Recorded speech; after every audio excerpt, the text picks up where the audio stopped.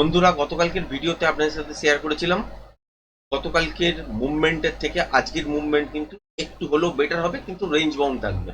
তাই দেখা গেছে কালকের দিনে গিফট নিফটি প্লাসে বন্ধ করেছে, তো আজকে আমাদের বাজার গ্যাপ আপের সঙ্গে খুলে গেছে।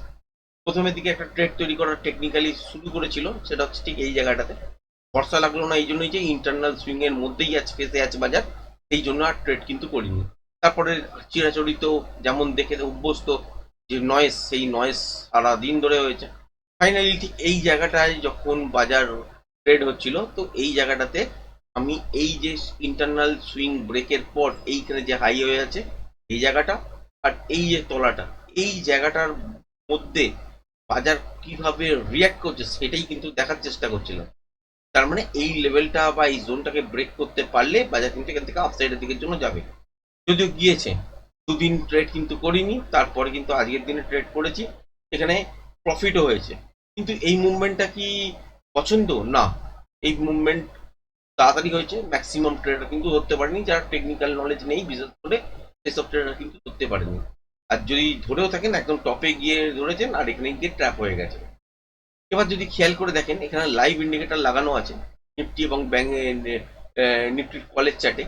তো এখানেও ক্রস ওভার হয়েছে, ইয়েলো লাইনটাকে কিন্তু এই গ্রিন লাইনটা ক্রস ওভার হয়েছে। তারপরেও কিন্তু বেশ কিছুটা ওয়েট করেছি। ওয়েট করার পর দেখেছি যে এই ইয়েলো লাইনটাকে টাচ করার পর যখন উপরের দিকের জন্য মুভ করছে, তখন অপশনের প্রাইস এখানেও কিন্তু এই সুইং গুলোকে ব্রেক করছে।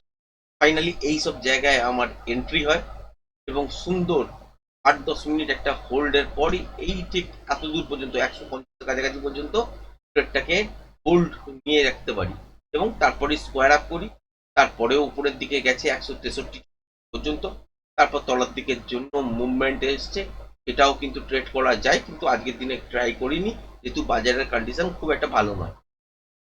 তো এখানে যদি দেখেন তাহলে ট্রেড কিন্তু বেরোচ্ছে, তো টেকনিক্যাল নলেজ যদি কম থাকে তাহলে কিন্তু ট্র্যাপ হয়ে যাওয়ার চান্সেস আছে।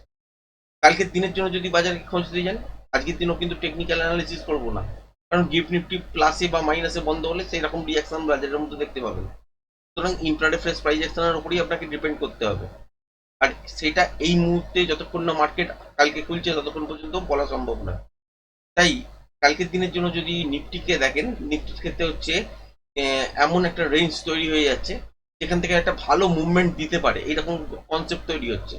কিন্তু আবার উল্টো দিকে যদি আমরা ব্যাংক নিফটিকে দেখি, সেখানে কিন্তু রেঞ্জ বাউন্ড তৈরি হবে সেই রকম কিন্তু ইন্ডিকেশন দিচ্ছে।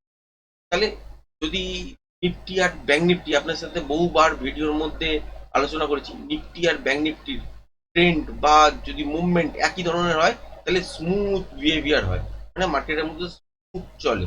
আর যদি নিফটি আর ব্যাংক নিফটি দুজনের মধ্যে ডিফার করে, তাহলে কিন্তু মুভমেন্টটা নিফটির ক্ষেত্রে কি হয়, একটুখানি স্টেবল হতে পারে, কিন্তু থেমে থেমে থেমে থেমে চলে, মানে নয়েজ সৃষ্টি বেশি করে। সুতরাং সেই সিচুয়েশনটা কিন্তু কালকের দিনে নিফটির ক্ষেত্রে ভালো মুভমেন্ট হওয়ার চান্সেস আছে, কিন্তু ব্যাংক নিফটি আটকে আটকে চলবে। সুতরাং নিফটিতেও কিন্তু পজ লেগে লেগে চলবে। এবার কোন দিকে যাবে, এটা হচ্ছে সব থেকে বড় প্রশ্ন। তো এখানে আপনারা ডেলি টাইম ফ্রেম অনুযায়ী জানেনই যে বাজার কিন্তু আপসাইডের দিকের জন্য যেতে পারে। যেটা আমরা তলার দিকের পর্যন্ত দেখেছি, সেটা এখনো রিটেস্ট চলছে, অনেক বড় রিটেস্টের জায়গা। যখন ওই 23,600 এই রেঞ্জটা ব্রেক করবো, তখন ট্রেন্ড চেঞ্জ হবে ডেলি বেসিসে।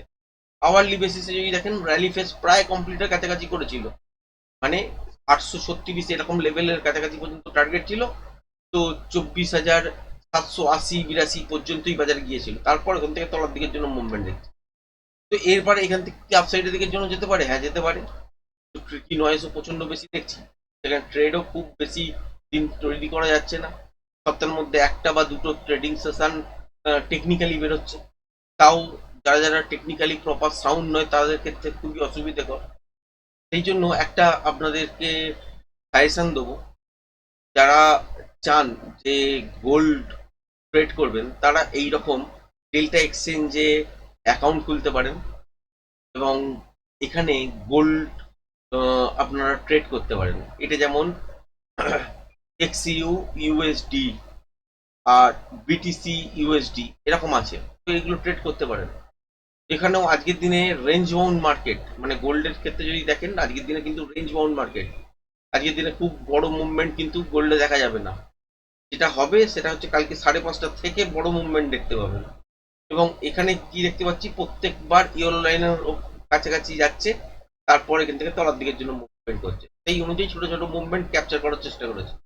এবং এখানে একটা ট্রেড যদি দেখেন, যে এই ট্রেডটাই কিন্তু নিয়েছি, দেখতেই পাচ্ছেন পরিষ্কার এইরকম একটা ট্রেড নিয়েছি। এখানে একটা মার্কিং দেখলে আপনারা বুঝতে পারবেন, কারণ এইটাতে খুব বেশি ট্রেড হয় না, সেই জন্য এইটাতে একটাই দেখছেন। কিন্তু এইরকমই আমি এইরকম জায়গাতেও একটা ট্রেড নিয়েছি, এইরকম জায়গাতেও একটা ট্রেড নিয়েছি। তলার দিকে সুইং লো, সেটা হচ্ছে ব্রেক করে কখন সাস্টেন করবে সেটাই হচ্ছে দেখা। হ্যাঁ, এখন ওয়েট করছি, এই মুহূর্তে কোনো ট্রেড নেই, কারণ এই ট্রেডটা হয়ে গেছে অলরেডি আমার কাছে।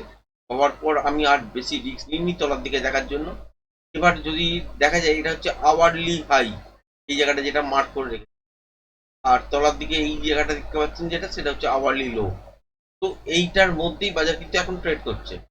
এবার আমি এখন ভিডিওটা যখন বানাচ্ছি তখন ওই 5টা সামথিং এরকম টাইম হয়ে গেছে। আর যখন ইউএস সেশন শুরু হবে তখন হচ্ছে 7টা এরকম টাইমে, মোটামুটি 6:30 থেকে বাজারের মধ্যে মুভমেন্ট শুরু হবে। এই জায়গাটা উনি যদি একটু সামলে নেন, মানে 6:30 থেকে 7:30 এই জায়গাটায় খুব বেশি মুভমেন্ট হয়, নয় ওপরের দিকে নয় তলার দিকে। কারণ আমাদের বাজার যেমন ওপেনিং এর সময় মুভমেন্ট খুব ফাস্ট হয় তলায় ওপরে, তো সেই রকম এখানেও হয়। সুতরাং বাজারটাকে একটু থিততে দিন। 7:30 পর থেকে একটা যদি এন্ট্রি বানানো যায়, কোন ডাইরেকশনে যাবে সেটাই দেখার, কারণ এটা অনেকক্ষণ হয়ে গেছে তলার দিকে মুভমেন্ট করছে। সুতরাং এখান থেকে চান্সেস কি আছে, আবারও কিন্তু এই ডবল টপের কাছাকাছি পর্যন্ত যাওয়ার। আগের দিনে একদিন আপনাদের সাথে ভিডিওতে বলছিলামও যে গোল্ডে একটা ভালো মুভমেন্ট দিতে পারে, আর সেই দিনই কিন্তু 6টা থেকে কিন্তু মুভমেন্ট শুরু হয়েছিল, এবং দেখতেই পেয়েছেন আশা করি, বড় মুভমেন্ট কিন্তু দেখা গিয়েছিল। এই রকম জায়গায় আপনাদের সাথে কথা বলছিলাম, তো এখান থেকে একটা সুন্দর মুভমেন্ট কিন্তু আমরা দেখতে পেয়েছি। তারপরে আজকের দিনে এখন রেঞ্জ বাউন্ড বাজার, সেই জন্য এই রকম সিচুয়েশন। এই সিচুয়েশনটা কিছুটা উন্নতি কখন হবে, 7টা পরে, মোটামুটি ইউএস বাজার যখন খুলে যাবে, তারপর একটু স্টেবল টাইম দিতে হয়, তার জন্য 7:30। তারপরে কিন্তু একটা ট্রেড বেরোবে, সেই ট্রেডটাতে পার্টিসিপেট করব আশা করছি। তো আপনাদের সাথে তো এইসব শেয়ার করি না, আপনাদেরকে জাস্ট প্ল্যাটফর্মটা দেখালাম এই জন্যেই, যে এখন যেহেতু নিফটি বা ব্যাঙ্ক নিফটিতে খুব ভালো ট্রেড করা যাচ্ছে না, সুতরাং আপনারা বিকল্প হিসাবে এইরকম একটা প্ল্যাটফর্মের মধ্যে খুলতে পারেন। সেটা বিভিন্ন প্ল্যাটফর্ম আছে ফরেক্স ট্রেড করার জন্য, এবং লিগালি যেগুলো আছে সেটার মধ্যে ডেল্টা এক্সচেঞ্জ, তারপর হচ্ছে আপনার পয়েন্ট ডিসিএক্স, এক্সএম, তারপর হচ্ছে তার, এগুলোর মধ্যে আপনারা কিন্তু করতে পারেন। তো অ্যাকাউন্ট ওপেনিং চার্জেস কিছু নেই, মেনটেনেন্স চার্জও কিছু নেই। অ্যাকাউন্ট ওপেন করবে একদম মিনিমাম দিয়ে আপনারা শুরু করতে পারেন। মিনিমাম মানে হচ্ছে 200-300 টাকার ট্রেড থেকে শুরু তো সেখানে লস বা লাভ বুঝতে গেলেও তো সময় লাগবে। তো 1-2 সপ্তাহ যদি প্র্যাকটিস করে নেন, তাহলে দেখবেন চোখের মধ্যে সেট হয়ে গেছে। এবং যারা যারা শিখেছেন তাদের উদ্দেশ্যে বিশেষ করে বলবো, তো এটা একটা খুব ভালো অপরচুনিটিস। এবং এখানে হচ্ছে 24 ঘন্টা মার্কেট খোলা, এবং সবসময় ট্রেড হয় তা কিন্তু নয়। সকালবেলার দিকে একটা ট্রেড হয়, সেটা হচ্ছে 5:30-6টা ওই রকম সময় থেকে। একটা ট্রেড হচ্ছে আপনার 11টা-11:30টার সময় বেরোয়। আর একটা ট্রেড বেরোয় হচ্ছে 1টা-1:30টার মধ্যে। এই ট্রেডটা যে 1টা-1:30টার মধ্যেই দেবে তার কোনো মানে নেই, সেটা 4টের সময় দিতে হয়। তারপর কিন্তু পাওয়া যায় হচ্ছে 7টা-7:30টার পর থেকে, কারণ ইউএস মার্কেটটাতে ভলাটিলিটি বেশি বেড়ে যায়, সেখানটাতে সব থেকে বড় মুভমেন্ট হয়। সেটাকে যারা ধরতে পারে সব থেকে ভালো কাজ কিন্তু করা যেতে পারে। তো এটাই আপনাদেরকে দেখালাম, আর বিশেষ কিছু বলার নেই চার্ট সম্বন্ধে বা ব্যাঙ্ক নিফটি সম্পর্কে, কারণ ব্যাঙ্ক নিফটি চার্ট খুলে দেখা অ্যানালিসিস করতেই পারি, কিন্তু আলটিমেট করে কিন্তু কোনো লাভ নেই, কারণ মিলবে না। কারণ এখানে কোনো রকম প্রাইস অ্যাকশন তৈরি হচ্ছে না ইন্টারডে বেসিসে, যেটা ফলে কালকের দিনের জন্য কি তৈরি হবে সেটা আপনাদেরকে, এখান থেকে আপসাইডের দিকের জন্য মুভমেন্ট পাবো কতটা, সেখান থেকে কিরকম মুভমেন্ট হতে পারে সেই সব নিয়ে অ্যানালিসিস করার এইটা সময়ই নয়। কারণ এখানে যতক্ষণ না প্রাইস অ্যাকশন বুঝবেন বা টেকনিক্যাল বুঝবেন, সেই অনুযায়ী আপনি জিনিসগুলোকে ফাইন্ড আউট করতেই পারবেন না। ইন্ট্রাডে বেসিসে আপনাকে যেটা দেখালাম, এই জন্যই দেখালাম যে কিভাবে ট্রেড ফাইন্ড করে আজকের দিনে ট্রেড করেছি, এটাই কিন্তু আপনাদেরকে চিহ্নিত করলাম। এছাড়া কিন্তু কোনো উদ্দেশ্য ছিল না এইসব জিনিস দেখানোর। নর্মালি লেভেল এবং আহ, আপনাদের সাথে টাইম পাস করার জন্য তো অনেক কিছু কথা বলতে পারতাম হয়তো, কিন্তু এটা দেখানোর চেষ্টা করলাম এই জন্যই, যারা যারা সিরিয়াস আছেন তারা একটু বিকল্প হিসাবে ভাবতে পারেন। এবং টাইমিংটাও খুব সুন্দর। সকালবেলা 5টা 5:30 থেকে একটা ট্রেডের টাইম তৈরি হয়ে শুরু করে দেয়, 6টা 6:30 থেকে এক্সিট হয়ে যায়। আবার একটা 11টা 11:30 সময় থাকে, সেখানে একটু সময় থাকে। একটা সময় থেকে 4টের মধ্যে একটা ট্রেড বেরোয়, যেখানে হচ্ছে আহ, ছোটখাটো আপনি কাজ করতে পারবেন। এবং সেটা হচ্ছে লন্ডন সেশন, সেই জন্যই আর কি। তারপরে 5টা 5:30, 6টা ম্যাক্সিমাম পর্যন্ত ট্রেডটাকে, সেই ট্রেডটা 1:30 থেকে 4টের মধ্যে বেরোবে। তো সেই ট্রেডটা 6টা পর্যন্ত ম্যাক্সিমাম ধরতে পারেন। তারপরে 6টা 6:30 পর্যন্ত ধরতে পারেন। আর 6:30 থেকে কি হয়, বাজারের মধ্যে ইউএস মার্কেট যেহেতু 7টার মধ্যে খোলে, তো তার জন্য কি হয় যে বাজারের মধ্যে মুভমেন্ট, নয় তলার দিকের জন্য নয় ওপরের দিকের জন্য একটা বিশাল মুভমেন্ট দেখা যায় বাজারের মধ্যে। তো সেই সময়টা আনপ্রেডিক্টেবল হয়ে যায়, কারণ হচ্ছে নেগেটিভ, মানে যেদিকে আপনি ভাবছেন হয়তো তার উল্টো দিকে হয়তো চলতে শুরু। সেই জন্য ওই জায়গাটা অ্যাভয়েড করা উচিত। তারপর মার্কেট খোলার পর আরো আধ ঘন্টা যদি স্টেবল হতে দেন, তাহলে তো 7:30টার পর থেকে নিশ্চয়ই একটা ট্রেড বেরোবে, এবং সেটা 11টা 11:30 পর্যন্ত কন্টিনিউ রাখা যেতে পারে। তো এবার কতক্ষণ থাকবে কতক্ষণ থাকবে না, সেটা বাজারের লজিক কন্ডিশনের ওপর ডিপেন্ড করবে, কিন্তু আলটিমেট করা যেতে পারে।